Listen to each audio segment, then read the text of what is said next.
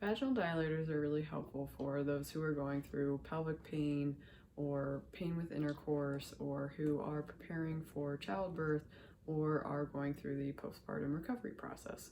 So this video will walk through how to use vaginal dilators. So first, what we're going to do is work on inserting them vaginally. So if you look at the pelvis here, the vulva and the vagina are around this area here. The pubic bone is in the front and the tailbone is in the back. So a lot of times it's easy for women to lie on their backs and start in that position. You might be a little bit reclined with some pillows behind you. And what you'll do is use the dilator first, using a generous amount of lubricant. Now these products are from Intimate Rose and they're made of silicone, so you'll want to be sure to use a water-based lubricant or something like coconut oil. So use a generous amount of lubricant, and then what you're going to do is first maybe just take a couple breaths to relax and calm down. Feel if you can let go of any tension that you might already be holding on to. You're going to gently just put the tip at the vaginal opening. And you're going to just take another couple of breaths there to relax, release into the pelvic floor, and just settle into this first. Once you're comfortable there, you're going to work on slowly inserting the pelvic wand or the pelvic dilator. So you'll have it at the vaginal opening, and then you're going to slowly work on inserting to your tolerance level. So you might stop there, take a couple breaths again, relax, let go of any extra tension in the pelvic floor, and then you're going to insert a little bit further, and you might get full this whole time. So now you're going to be working on breathing there, settling again. Then you can add a little bit of movement with the dilator. So you can start to turn it in both clockwise and counterclockwise rotations.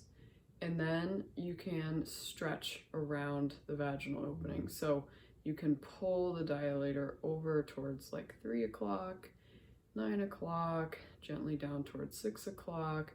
And you can kind of go around the clock. If we imagine that clock being 12, 3, 6, and 9, you can pull that dilator around the clock. You might just not go directly at 12 to avoid the urethra. So once you've had that first dilator inserted, it's comfortable, you're not holding tension there, you've been able to move it and stretch, you can slowly remove that dilator, and then you can move to the next size. And you're going to start that same process over again. So putting at the vaginal opening, taking a few breaths, calming down, releasing any tension that you might be holding on to, and then again, gradually inserting to where you can tolerate it, slowly inserting more, and trying a little bit of movement. Now, ideally, you're trying this for 5 to 10 minutes the first few times. You might go a little bit beyond that, up to 20 to 30, depending on what works for you and what you've talked about with your therapist.